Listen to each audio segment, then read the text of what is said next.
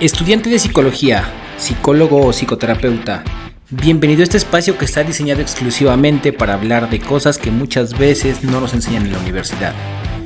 Y sobre todo, adentrarnos en este maravilloso mundo de las terapias basadas en evidencia. Que lo disfruten.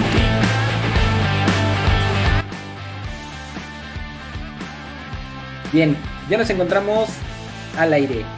Bienvenidos a todos, episodio número 4 de este podcast denominado Psicoterapias basadas en evidencia, en el cual pues nos encargamos semana tras semana de traer a invitados profesionistas, especialistas en el estudio de la conducta, y pues intentamos, ellos no lo saben, pero nosotros intentamos pues extraer la mayor parte de sus conocimientos y ponerlas al servicio de estudiantes de psicología y psicólogos que están todavía decidiendo hacia dónde se quieren dirigir en su práctica clínica. El día de hoy nos acompaña Renato y Punto. Colega, ¿cómo estás? Buenos días. Muchas gracias, Carlos. ¿Cómo estás, Carlos? Muchas gracias por la invitación. Aquí todo muy bien, desde Ecuador. Así es, estamos haciendo nuestro primer episodio internacional. Me parece que sí. Estamos hasta Ecuador y pues el día de hoy tenemos un tema muy interesante que bueno, tuvimos que posponer la sesión por alguna emergencia médica. Sin embargo, yo había como hecho una historia en la cual recabamos un poquito de preguntas sobre qué pasa cuando nosotros en terapia, pues a veces tenemos como una conceptualización muy clara de cuál es el caso que estamos trabajando. Sin embargo, en el momento de generar los cambios a nivel conductual es donde algunos terapeutas nos estancamos en algún punto, ¿no? Y para ello nosotros pues nos apoyamos de técnicas de modificación conductual. Entonces, para ir de menos a más, me gustaría preguntarte, Renato, ¿cuáles dirías que son las técnicas de modificación conductual y como cuál sería la utilidad dentro del contexto clínico? Ok, bueno, primero hay que tener en cuenta una cosa, ¿no? Que lo que nosotros conocemos como modificación de conducta viene a ser la base tecnológica o, digamos, la base más aplicada de la tecnología que sería en psicoterapia, ¿no? O sea, nosotros tenemos el análisis conductual aplicado, que es la base tecnológica de toda la psicoterapia basada en evidencia, y de ahí nace justamente las técnicas de modificación de conducta. Ahora, estas técnicas nacen como una respuesta a tratar de poder aplicar los procedimientos o los procesos básicos de la psicología conductual al campo, sobre todo clínico. Ahora, aquí hay que entender una cosa, la modificación de la conducta se aplica a diversos campos, puede ser incluso a la interacción cotidiana de las personas. O sea, todo el tiempo las personas están realizando modificación conductual. Cuando, por ejemplo, tú me presentas y yo digo muchas gracias, tú estás modificando mi conducta, ¿no? Cuando nosotros saludamos a alguien, estamos modificando la conducta de otra persona.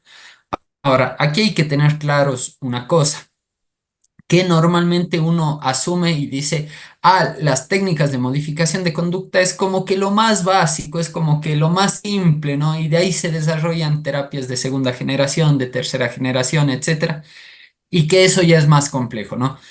Pero en realidad lo interesante de esto es que la modificación de conducta está aplicándose todo el tiempo, todo el tiempo. O sea, cuando nosotros realizamos terapias cognitivo-conductuales, sea el modelo que sea, sea los modelos de Barlow, sean los de Beck, sean los de Ellis, cualquier modelo de terapia cognitivo-conductual está aplicando procesos de modificación conductual. Ahora, ¿qué es lo que suele pasar? Que pensamos que modificación de conducta son ciertas técnicas muy puntuales, como por ejemplo el moldeamiento, el modelado, la transferencia de control estimular, eh, bueno, entre otras, ¿no? Que puede ser reforzamiento intermitente, reforzamiento diferencial, que pueden ser entre otras muchas, ¿no? Pero ¿qué es lo que pasa? Si bien la modificación de conducta es como que esa parte central de lo que conocemos como terapias conductuales o que comúnmente se saben llamar como terapias de primera generación, ¿ya? En realidad esas técnicas siempre se están desarrollando, siempre, siempre, siempre. Entonces, ¿qué es lo que pasa? ¿Qué nosotros debemos distinguir? Por ejemplo, yo te pregunto, Carlos, ¿tú conoces lo que es la reestructuración cognitiva? Sí. Ok, cuando tú aplicas reestructuración cognitiva, ¿cuál es el fin de la reestructuración cognitiva? El entrevistador salió entrevistado. Bueno, cuando nosotros hacemos reestructuración cognitiva desde el punto de la TCC, lo que se Ajá. busca es pues cuestionar la veracidad o la racionalidad de los pensamientos con los que el consultante llega, ¿no? Ok, exactamente, sería modificar el pensamiento, Ujú. ¿verdad? Ahora, aquí hay que tener en cuenta algo. En la reestructuración cognitiva nosotros tenemos el ideal de hacia dónde tenemos que modificar ese pensamiento. Sí. O sea, hacia dónde tenemos que modificar la conducta de pensar. Ujú, Entonces, básicamente, ¿qué es lo que hacemos? Lo que hacemos en la reestructuración cognitiva es ir reforzando de forma diferencial aproximaciones sucesivas ujú, hacia el pensamiento objetivo. ¿Y eso qué es en términos de conducta básica?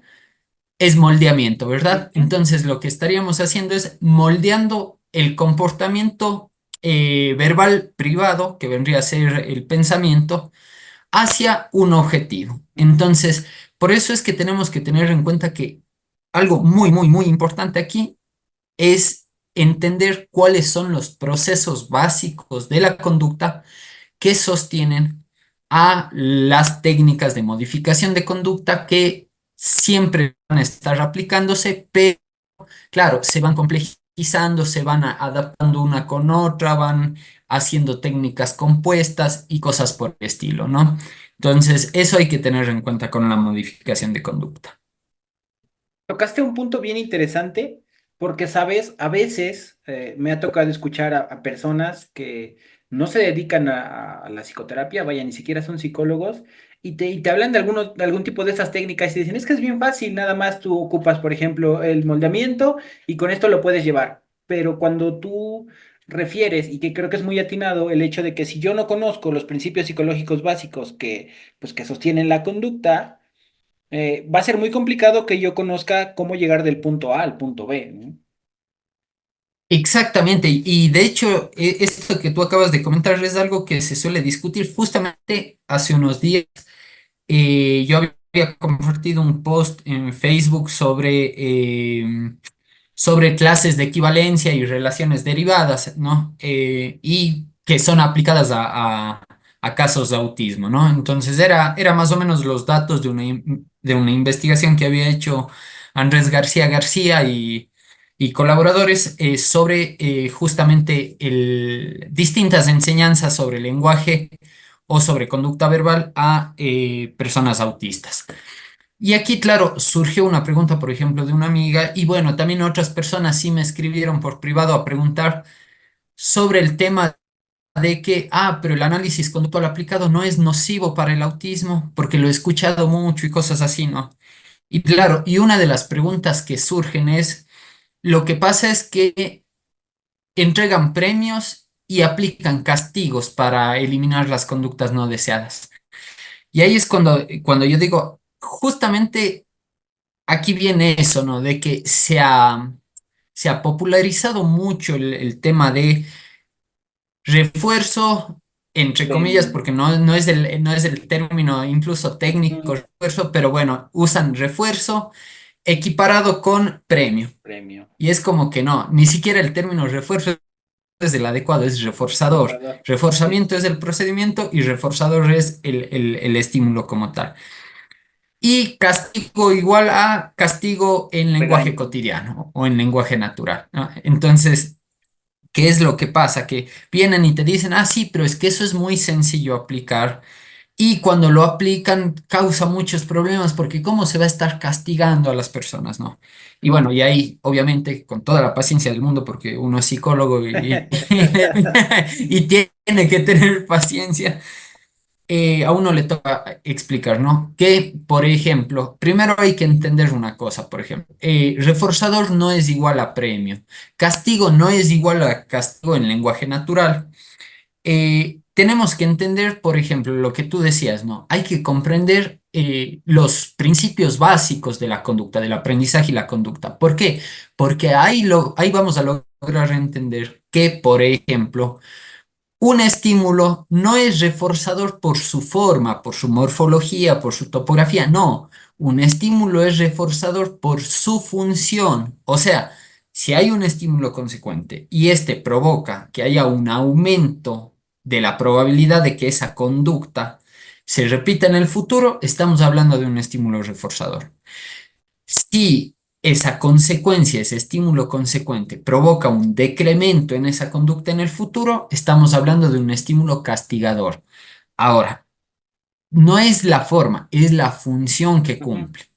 Tú le puedes dar una golosina a un niño, que si esa golosina, por más que le guste mucho, intuitivamente pensaríamos esto va a ser un reforzador.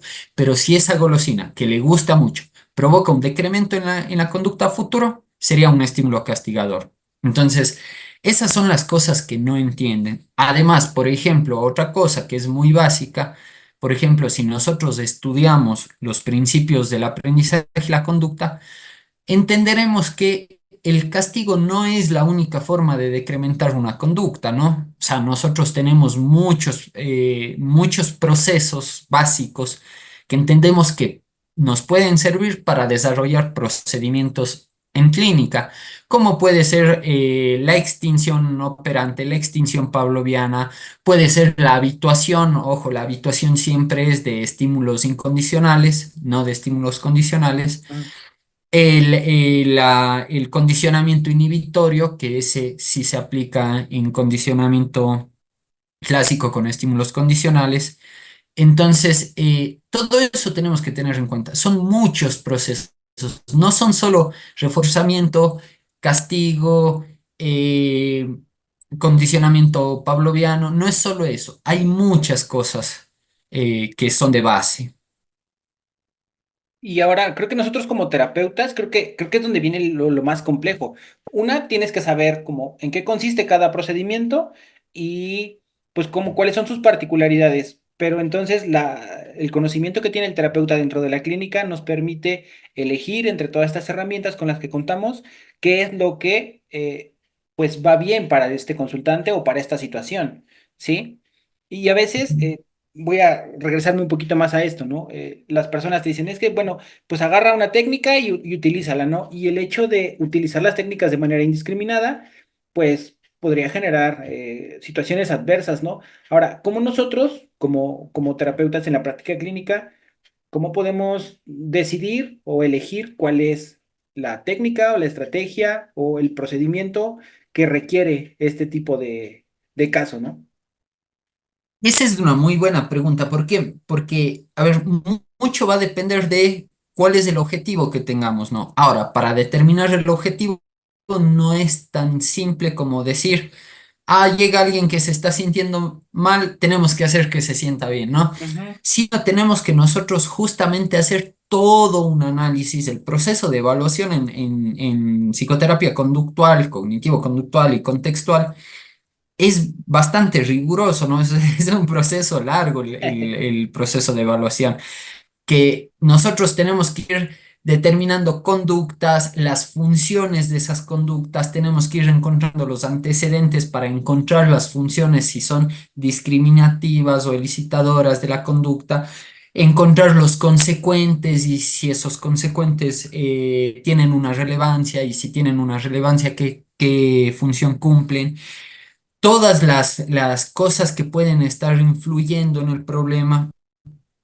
Entonces, yo aquí, a mí me gusta hacer algo para ir encontrando qué técnica puede ser la más adecuada, ¿no? Ojo, esto es algo personal mío, no digo que todo el mundo tenga que hacer así, no. Pero, por ejemplo, yo una vez tengo el análisis funcional, voy encontrando las diferentes problemáticas en las que hay que trabajar centrado en la función primero de la conducta, ¿verdad? No podemos centrarnos en la forma, sino en la función. Ahora, una vez hecho eso, yo trato de distinguir entre dos cosas. Hay conducta o no hay conducta. De hecho, hace poco saqué un post en Instagram justamente Sí lo vi. mostrando eso, pero claro, era un post bastante básico, ¿no? Pero bueno, la cosa es, ¿hay conducta? No hay conducta. Ahora, ¿debería haber conducta? No debería haber conducta. Y es algo que, claro, lo voy analizando bien y si es que determino, por ejemplo, que no hay conducta o que no hay la conducta en un nivel o en una frecuencia o en una duración o en una intensidad adecuada, pues tengo que pensar en los procedimientos que me harían incrementar la conducta, ¿ya? Ahora, una vez que yo determino eso, aquí viene un trabajo que es un poco más riguroso, que nos toca a los psicólogos, que es, ¿sí se escucha bien ahí? Sí. Sí, Sí, ok, ya. Si se está cortando, me avisas cualquier cosa. Ya, aquí viene un proceso más riguroso, que es el diseño de tratamiento, ¿no? Que es justamente ver ahora qué vamos a hacer, ¿no? sí. Ahora, ¿qué es lo recomendable? Lo recomendable es estudiar, ¿verdad? O sea, ponernos a leer sobre qué protocolos hay sobre ese tipo de casos, qué técnicas implementan en esos protocolos, etcétera. Ahora, si nosotros queremos elegir una técnica o un procedimiento o una fase de algún protocolo o de alguna investigación, nosotros tenemos que, antes de decidir en utilizarla, como tú decías, para que no sea indiscriminadamente, tenemos que evaluarla desde el punto de vista conductual, o sea, de procesos conductuales. ¿En qué sentido? Te pongo un ejemplo. Eh, vamos a ver. Por ejemplo, cuando nosotros aplicamos metáforas en consulta, lo que nosotros estamos queriendo hacer es, de igual forma, ir moldeando el pensamiento de la persona, ¿verdad? Buscamos generar una mayor predisposición de la persona a, por ejemplo, exponerse ante ciertos eventos. O, por ejemplo, si nosotros usamos, por ejemplo, inoculación del estrés. ¿Qué estaríamos haciendo ahí? Tengo que yo analizar realmente qué se está haciendo ahí en términos conductuales. ¿Por qué? Porque en términos conductuales yo puedo operativizar de forma más específica. ¿Y qué es lo que se está haciendo? En realidad se está haciendo un entrenamiento en habilidades conductuales que puede consistir en autoinstrucción, que puede consistir en modelado, que puede consistir en reforzamiento diferencial, que puede consistir en exposición imaginativa, etcétera. Pero yo tengo que ir entendiendo eso. Ujú, Por ejemplo, si yo hago una exposición imaginativa, yo tengo que comprender qué tipo de aprendizaje voy a generar. ¿Es un aprendizaje de tipo pavloviano? Si voy a hacer desensibilización sistemática, muy bien. ¿Qué tipo de aprendizaje se da ahí? ¿Es una extinción operante, una extinción pavloviana? ¿Es un condicionamiento inhibitorio? ¿Qué es? Entonces, por eso es que es necesario conocer los principios básicos de la conducta.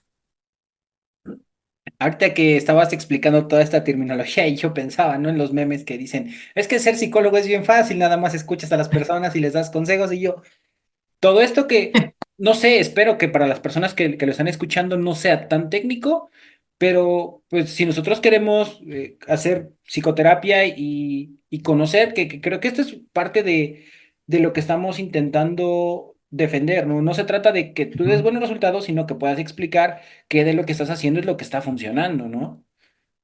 Exactamente, y justamente lo que tú dices es verdad, ¿no? A veces, claro, terminamos cayendo en terminología muy técnica y eso sí es verdad, pero claro, aquí viene una cosa, ¿no? Lo que tú dijiste al final, ¿no? Que se entienda que toda esta terminología técnica significa algo, algo Sí. real, ¿no? ¿Por qué? Porque lo que tú dijiste hace un momento es muy cierto, ¿no? El cómo obtenemos resultados, porque no es obtener resultados por obtener resultados, sino para que la gente se pueda dar cuenta que hay un montón de cosas detrás de esa búsqueda de obtener resultados.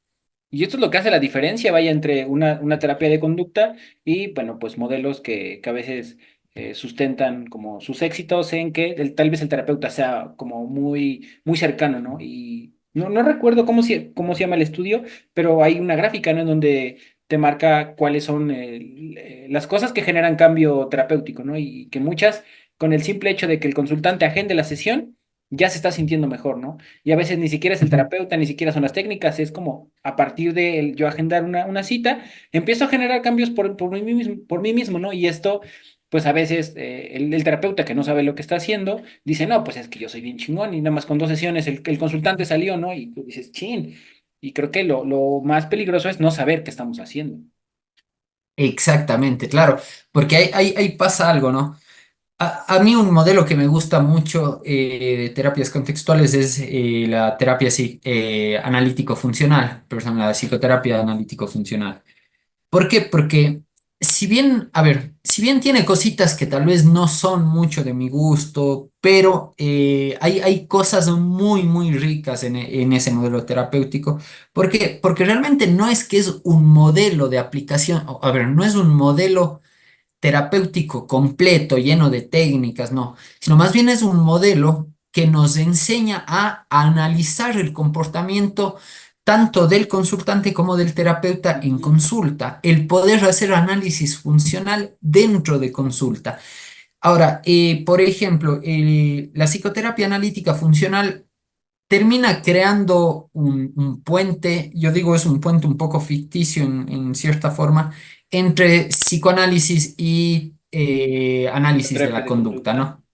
Ajá, es un puente un poco ficticio, ¿por qué? Porque obviamente epistemológicamente son incompatibles. Sí. Ontológica y epistemológicamente son totalmente incompatibles análisis de la conducta y psicoanálisis. Ahora, ¿por qué me parece interesante ese puente ficticio que arman? Porque en cierta forma es como que le cogen de la manito a cualquier terapeuta, a cualquier psicoterapeuta, ¿ya? Pero obviamente más a psicoterapeutas no conductuales que son los que tienen mayor dificultad, por obvias razones, de darse cuenta de cuáles son los procesos que están ocurriendo en psicoterapia. Le cogen de la manito y le van llevando y le dicen, mira, esto que tú llamas transferencia es tal cosa, es por ejemplo conductas del terapeuta 2 que serían conductas objetivo, Objetivo. que están promoviendo la aparición de conductas clínicamente relevantes 2. ¿Ok? Entonces, eso es lo que conocemos como transferencia. Ujú. Contratransferencia sería CT1, que son conductas del terapeuta uno, con CCR1, que son conductas problema del terapeuta y clínicamente relevantes, ¿no? Entonces, es como coger de la mano y decir, mira, yo sé que en otros modelos tienen toda una terminología, pero miren, o sea, la idea no es colocar, o sea, a ver, entiendo que por economía verbal categoricemos las cosas, etiquetemos las cosas. Pero miren, por más que etiquetemos, tenemos que conocer qué está pasando, cuál es el procedimiento ahí, ¿no?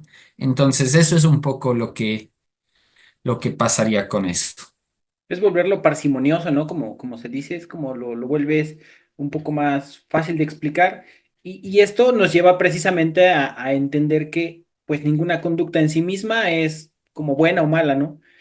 Necesitamos conocer la función, porque, por ejemplo, lo comentaba un maestro con quien algún día tomé clases y decía, podríamos decir que un paciente que cancela las citas está teniendo un comportamiento problemático, ¿no? Entonces, un terapeuta que no sabe que este comportamiento tiene una función, podría decir, es que el paciente está, pues sí, teniendo una conducta clínicamente relevante del tipo uno. Pero cuando nosotros nos Ujú. damos cuenta que dentro de la conceptualización de caso, esta persona es alguien muy tímido y alguien que es condescendiente y todo el tiempo pues deja que hagan y decidan por él. En el momento en el que este consultante empieza a decidir, sabes que hoy no puedo ir, discúlpame, necesito que reagendemos, pues esta es una CCR2 claramente y tú dices, esta conducta es algo que yo estoy buscando y que si somos atentos, se tiene que reforzar de manera contingente, ¿no? Y en Exactamente. este punto, el hecho de nosotros partir desde una perspectiva analítica, pues sí, precisamente vemos como ya toda la vida, yo creo, de forma analítica, nos permite, ¿no? El no, no emitir juicios y dos, tampoco decir como, ah, bueno, como está cancelando, voy a ocupar esta estrategia, ¿no? Claro, exactamente. Es que justamente lo que tú mencionas es lo más claro que tenemos que tener, ¿no? O sea, no ver la forma de la conducta, sino ver la función de la conducta. El ejemplo que pusiste me parece clarísimo, me parece perfecto. ¿Por qué? Vamos a suponer, claro, que hay una persona que cancela la cita, o, claro, vamos a poner que cancela la cita. Y podemos decir, ah, problemático. ¿Por qué? Porque estoy viéndole la forma. Pero si yo me pongo a ver la función, ahí realmente me voy a dar cuenta si es problemático o no. Si es una conducta evitativa ante la posibilidad de exponerse La ante ciertas exposición. situaciones emocionales, ahí podría decir ya es problemático, ¿no? Pero si es una persona que, por ejemplo, está saliendo con las justas al mes, al mes o a la semana con su trabajo de forma económica, etcétera, y no le alcanza para el procedimiento y tiene que priorizar otras cosas, yo no podría decir que esa es una conducta problemática. Más bien es una conducta totalmente eficaz para Claro. las necesidades que tiene, ¿no? Entonces, y ahí viene otra cosa que justamente es algo que si nosotros no conocemos los procesos básicos de conducta, vamos a terminar replicando esos problemas en consulta. ¿Por qué? Porque en consulta también tenemos, como decía, bueno, obviamente en FAP es como que enfatizan eso, en psicoterapia analítico funcional, enfatizan todo eso, pero es algo que creo que ya cualquier psicólogo o psicoterapeuta conductual es algo que se da cuenta, ¿no? Estar atento a la interacción dentro de consulta, porque eso también es conducta y eso también es una relación funcional que se tiene con el entorno terapéutico. Por ejemplo, típico, llega alguien y tú le dices, muy bien, cuéntame un poco de tu problema y se va por las ramas y cosas así. O tú le dices, me parece interesante esto. ¿Me puedes contar un poco más acerca de esta vez que te has sentido mal porque tu esposo dijo algo que no te gustó? Y es como que sí, y se empiezan a ir por las ramas y por las ramas y por las ramas. Y si el terapeuta no conoce de procesos conductuales básicos, puede permitir eso. ¿Y qué Sí. estaría haciendo? Está reforzando una conducta que no es deseada para sesión, que en este caso sería una CSR1, ¿verdad? ¿Por qué? Porque tenemos que tener en cuenta que hay personas que tienen estrategias de evitación muy complejas, muy sutiles, y otras que tienen conductas de evitación muy visibles, que puede ser el irse por las ramas cuando queremos profundizar en algún tipo de experiencia emocional. Y creo que aquí como terapeutas uno tiene que estar bien pendiente, ¿no? Porque a veces, si no tenemos la suficiente atención, que creo que es de la regla número uno, no estar conscientes, Ujú. si no lo tenemos claro, a veces nosotros podemos estar reforzando hasta sin darnos cuenta, ¿no? Cuando tú permites que se vaya por las ramas y tú, ah, bueno, a ver si es cierto, ya la conducta de evitación, pues ya tuvo sentido y función, ¿no? Exactamente, y creo que es algo que, a ver, creo que es algo que nos ha pasado a todos, Sí, ¿no? sí. Terminar reforzando conductas que no son deseables para la sesión. Y aquí viene una cosa, ¿no? Esto es algo que yo les digo, por ejemplo, a las personas que, digamos, he tenido como alumnos que he dado clases. Esto es algo que les digo frecuentemente. Si tienen que interrumpir, interrumpan. Interrumpan las veces que sea necesario. O sea, no piensen tampoco que, ay, no, ¿cómo voy a interrumpir? Eso es de mala educación. No, no, tienen que interrumpir, porque si yo necesito información precisa de ese momento, tengo que yo interrumpir y decir, mira, ¿qué te parece si lo que me estás contando lo revisamos un poco después? Pero yo necesito que nos centremos en esto. Y si la persona se vuelve a ir por las ramas, le tengo que decir, no, mira, lo que pasa es que yo necesito información de aquí. Centrémonos de nuevo en esto. Y si no mismo, yo tengo que explicarle y decirle al consultante o a la consultante, le tengo que decir, mira, si no nos centramos en esto, yo no puedo continuar y no puedo dejar que continuemos porque esto es demasiado relevante para la información que yo estoy necesitando. Entonces, Yo te pido que nos centremos en esto y después vamos a tocar cualquier tema que tú quieras. Pero mientras no nos centremos en esto, no puedo dejar que continuemos la sesión. ¿Ok? Si hay que interrumpir la sesión, se tiene que interrumpir. O sea, eso es algo que tenemos nosotros que tener claro. O sea, no podemos ser condescendientes y pensar que, pobrecito el consultante, lo que pasa es que necesita ser escuchado. Sí, pero yo necesito conocer el problema de forma clara, específica y lo más temprano posible, obviamente sin apresurar demasiado los tiempos. ¿Para qué?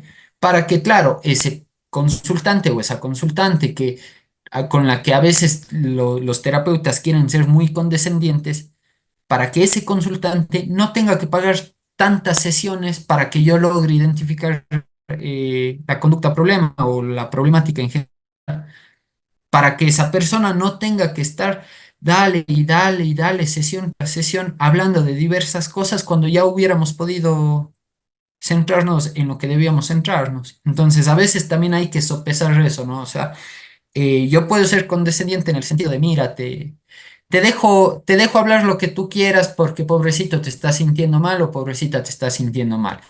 No, más bien yo digo, mira, te entiendo completamente, entiendo el dolor que estás pasando y yo soy empático con el dolor, pero tenemos que ser comprensivos que mientras yo más permita eso, el dolor del consultante o la consultante se extiende durante más tiempo. Entonces, qué es más cruel? Interrumpirlo para poder justamente tratar de hacer algo con el problema o dejarlo hablar y hablar sesión tras sesión. Entonces, eso tenemos que tener en cuenta los y las terapeutas. Y se necesita mucha valentía porque intento, o yo ahorita que tú lo estabas comentando, me remonté a mis primeras sesiones, ¿no? Y cuando yo todavía no era terapeuta de la conducta, a veces cuando no tienes claro lo que estás haciendo, el hecho de que el consultante hable y hable y hable y hable, a ti es como ves tu reloj y dices, bueno, ya casi vamos a acabar. Y entonces, pues te permite, ¿no? Tener un tanto de paja, yo aquí lo llamamos como paja, como contenido basura, que realmente el ahondar en lo mismo no nos lleva a ningún lugar y el poder interrumpir, aunque parezca descortés o parezca brusco, Ujú. pero va a ayudar más que si lo dejamos, ¿no? Exactamente, o sea, en realidad ahí justamente, ¿qué es lo que nosotros estamos haciendo? Estamos ayudando a promover un cambio en la persona. Sí, no, Y y lo ser que tú conscientes. dijiste, ajá, lo que tú dijiste al último es perfecto, ¿no? O sea, de esa forma sí estamos ayudando, o sea, interrumpiendo si es que se necesita interrumpir para no quedarnos con justamente todo ese contenido vacío que no nos sirve a la final mucho. Sí. Claro, porque vamos a hacer procesos mucho más largos y a la vez pues también más costosos. Ahora, entonces, Exacto. cuando nosotros, es que creo que llega un punto en la comprensión del terapeuta que esto es muy claro, ¿no? Pero por ejemplo, para los chicos que todavía están estudiando psicología y dicen, chin, tengo que saber procesos psicológicos básicos, tengo que conocer técnicas de modificación de la conducta, tengo que conocer sobre análisis funcional. Si tú tuvieras que poner como un camino de por dónde pueden empezar, ¿tú dónde dirías que es el punto de partida para convertirse en un terapeuta de la conducta? A ver, yo iría trazando este camino de la siguiente forma. Obviamente, lleno de lecturas, ¿no? Lleno de A lecturas. veces piensan que se Eh, puede saltárselo, es sin leer. Acá, sí, ¿no? Este camino va a ser a punta de lecturas, que es un poco lo que me tocó a mí, supongo que te tocó a ti y Sí. a casi todas las personas que se han ido formando en análisis de la conducta, porque no hay forma, o sea, sobre todo en grado y muy pocas veces en posgrado, hay realmente formaciones en análisis de la conducta, Ujú, ¿no? Entonces, sobre todo en grado. Ahora, un camino que yo iría trazando. A ver, primero, por ejemplo, no es el libro más riguroso, pero todos estos libros que yo voy a decir creo que son sobre todo introductorios. Yo me iría primero con el libro de Procesos Psicológicos Básicos de la UNED, que nos da una idea bastante clara de las cosas. Como digo, no es que son los más rigurosos, pero sí son una introducción muy buena. Incluso son bastante didácticos. ujú. Primero ese.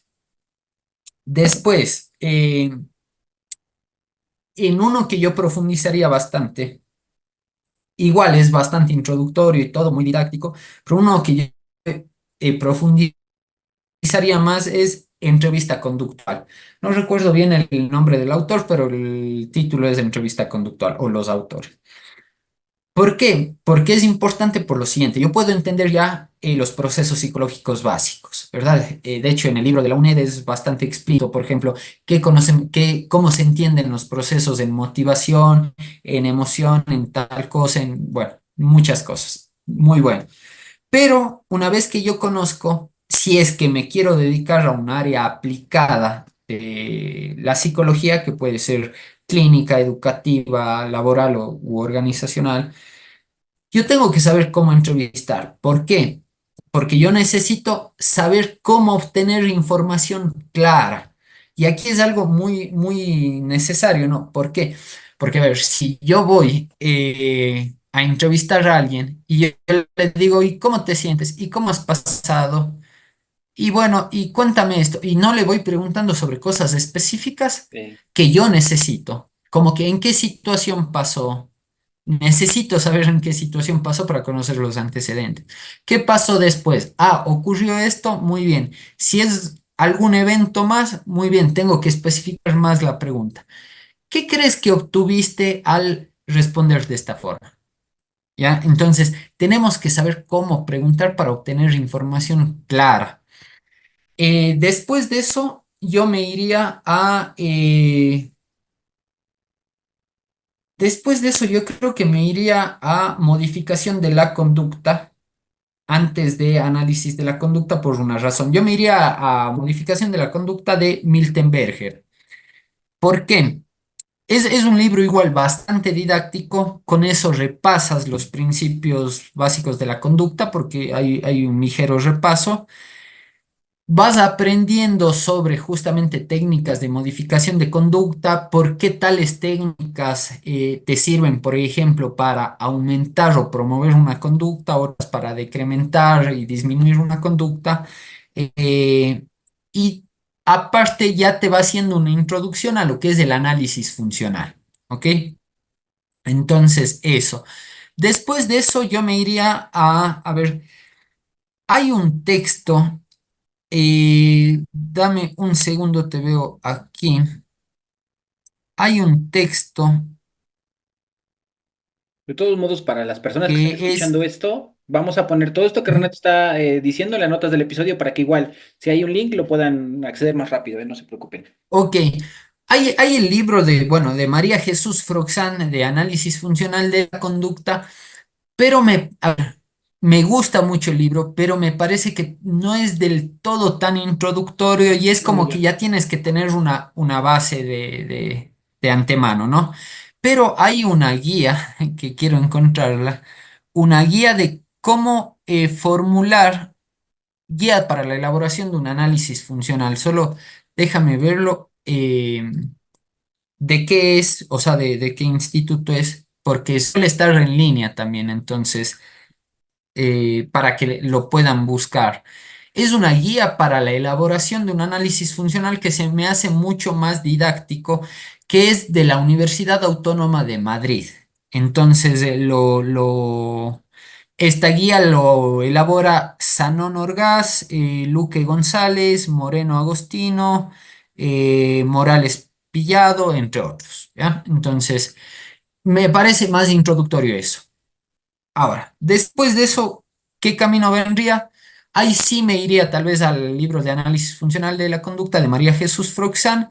Ahí me iría a, después de eso, técnicas de modificación de la conducta en clínica de Francisco Labrador. Y después de eso me iría, por ejemplo, principios de aprendizaje y conducta de Domjan. Y bueno, y de ahí sí ya me iría profundizando mucho más en, no sé, en Barlow, en Dugas, en ya en modelos un poco más específicos, Sí, ¿no? sí. Entonces, ese sería más o menos el camino que trazaría. Pues bien, ya las personas que estén empezando el camino pues nada más el hecho de escuchar, ¿no? Como la secuencia, yo he leído ya algunos de ellos, otros no estoy muy familiarizado, Bueno, en cuanto a la terminología sí, pero a los autores no. Y creo que ¿Ya? también es bueno, ¿no? Para seguir revisando.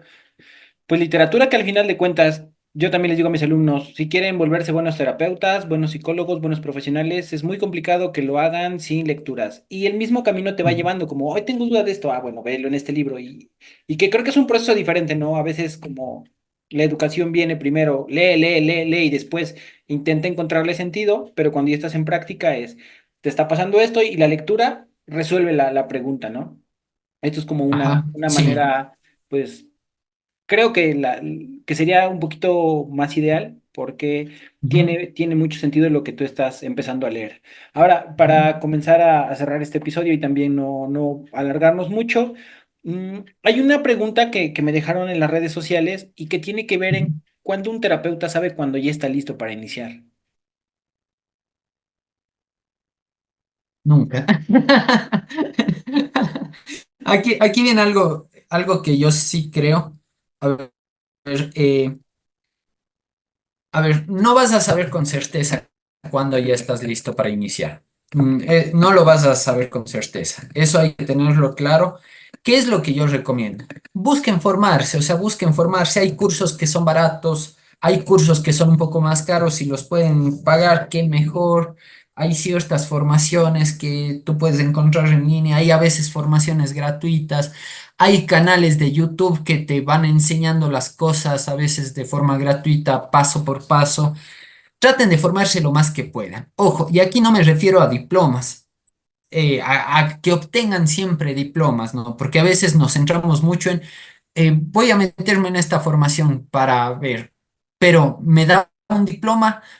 Entiendo que es importante el tener un diploma porque es una constancia de que me he formado para buscar trabajo, lo que tú quieras. Sí, Ahora, ¿cuál es el problema? Que debemos centrarnos más en el contenido de la formación. A mí me pueden poner una formación que te va a entregar un certificado en neurofísica cuántica, si quieres, ¿ya? Pero si el contenido no me sirve, no me sirve la formación. Entonces, ¿qué suelo recomendar yo? Váyanse formando, vayan practicando. Si encuentran lugares para hacer prácticas, qué mejor. Si hay alguien que les puede ir guiando, qué mejor. Escriban a veces a los creadores de contenido un mensaje para preguntar dudas. A veces sí responden, a veces no, pero bueno, es un intento, ¿no? Váyanse formando. ¿Por qué? Porque en algún momento se van a tener que lanzar. No es que se van a sentir totalmente aptos, pero se van a tener que lanzar. Y aquí es muy importante, van a sentir ansiedad, van a sentir miedo, van a sentir que no lo están haciendo bien, van a sentir que la regaron o la cagaron, como le digan en su país, van a sentir que no están pudiendo, pero eso es parte de justamente iniciar.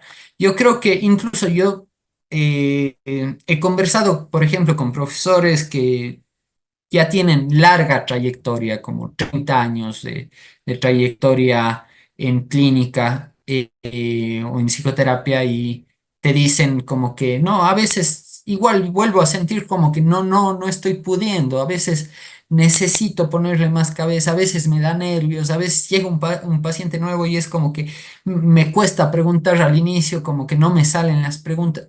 Normal, normal. Practiquen, por ejemplo, dentro de entrevista conductual que a veces suelo enseñar, suelo decir, cojan a cualquier persona de su familia, amistad y lo que sea y vayan preguntando, practiquen el cómo se pregunta en entrevista conductual. Y así se van a ir sintiendo más seguros. No se van a sentir totalmente preparados, pero se van a sentir más seguros.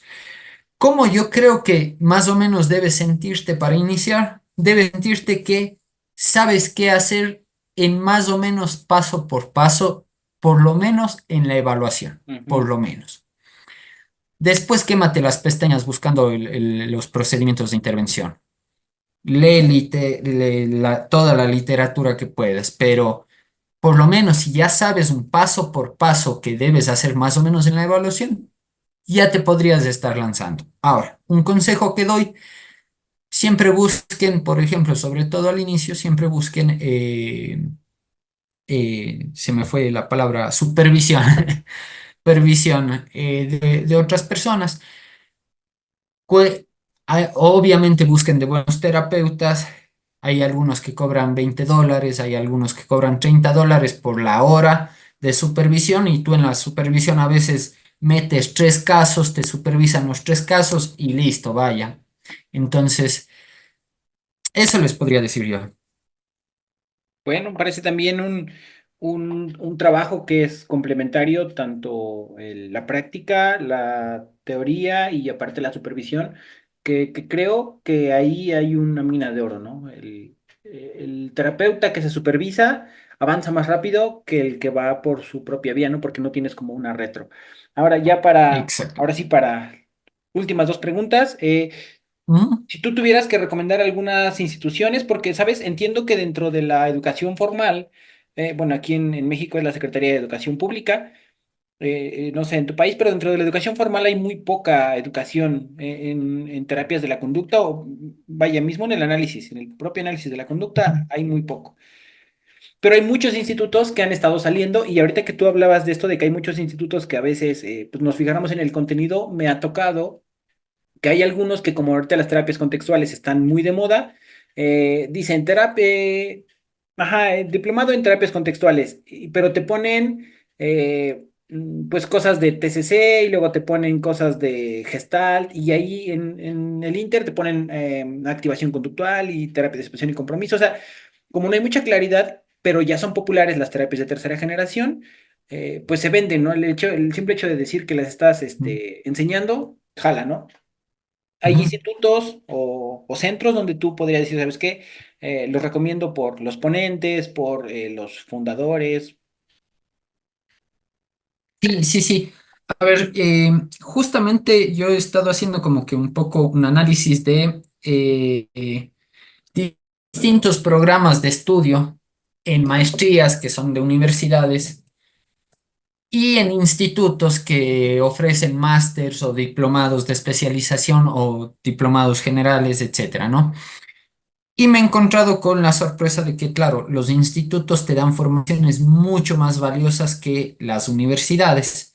Son formaciones mucho más específicas, claras, concisas, un programa de bien realizado, ¿no? Entonces, eso también hay que tener en cuenta, ¿no? Conozco muy, muy pocas universidades de lo que he investigado de México, de Colombia, de Ecuador, de Chile, de Argentina, de España. Son muy pocas universidades que ofrecen formaciones en terapias contextuales, terapias cognitivo-conductuales, terapias o, por ejemplo, análisis de la conducta, ¿no? ¿Qué es lo que pasa? Que claro, los programas son más o menos como tú decías, meten medio cualquier cosa y ya, vamos ahí. ¿No? Ahora, yo te quería preguntar a ti, ¿tú estás siguiendo una formación en contextuales? Sí, ¿Ok? ¿En dónde la estás siguiendo? en el Centro de Dirección Valiosa de Perú. Ok, ya. ¿Cómo te está yendo? Muy bien, de hecho, ¿Ya? entré por los ponentes porque pues varios de los maestros que nos están dando clases, pues están trabajando muy fuerte en el área del análisis de la conducta y dentro de terapias Ujú. contextuales. Entonces, yo me fui por los ponentes.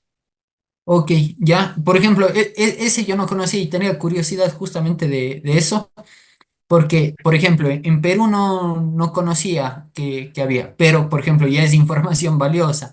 Ahora, de lo que yo he averiguado por planes de estudio, por ponentes y por organización, a ver, hay en Grama, no sé si En lo España, conoces, sí. Ah, también estoy en el canal de Psicoflix. YouTube. Ah, en Psicoflix, ok.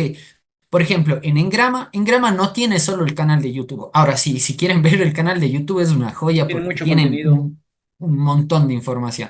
Pero también tienen una escuela de formación que es espectacularmente buena, con docentes buenísimos, buenísimos, buenísimos. Entonces, tienen una escuela de formación con distintos cursos, pero de lujo. Psicoflix también me parece súper buena. Ítaca Formaciones, no sé si lo pronuncio bien o no sé si Sí, sí, está acá. bien el nombre, Ítaca Formaciones, creo que es. Ajá, ok. Ese también me parece muy bueno, suele sacar formaciones muy, muy buenas. Hay otro que de hecho me inscribí en un diplomado que va a empezar en diciembre, justamente por el programa de estudio y por los docentes me inscribí, que es CETEC, puede ser. Déjame ver. Bueno, después les comento ese. Está Itecoc en México, que me parece súper bueno. O sea, de lo que he visto, el máster tiene muy buenos docentes. La gente que ha tomado las formaciones en Itecoc me ha dado muy buenas referencias. Voy a empezar en agosto, ya este fin de semana, un diplomado en ACT que me dio curiosidad porque quería ver qué tal va una formación de ese tipo en ITECOG. He estado en medio masterclass de ITECOG y todo eso, pero quiero ver qué tal van las formaciones. Pero los docentes y plan de estudio, muy buenos. Ahora, también hay el centro de terapia cognitivo-conductual, puede ser en México. Ah, sí, ahí estuve en la maestría de TCC. Ya, tú estudiaste ahí. Ujú. Yo, de lo que he revisado, me parece muy buen contenido el plan de estudio, hay buenos docentes. Ah, está muy, muy bueno. Sí, sí, entonces ese también. Ahora, el que sí yo, es una joya brutal, es una joya brutal, son las formaciones de el Instituto de Terapias Basadas en Evidencia, Tandil. O sea, ustedes lo pueden buscar como ITBE Tandil.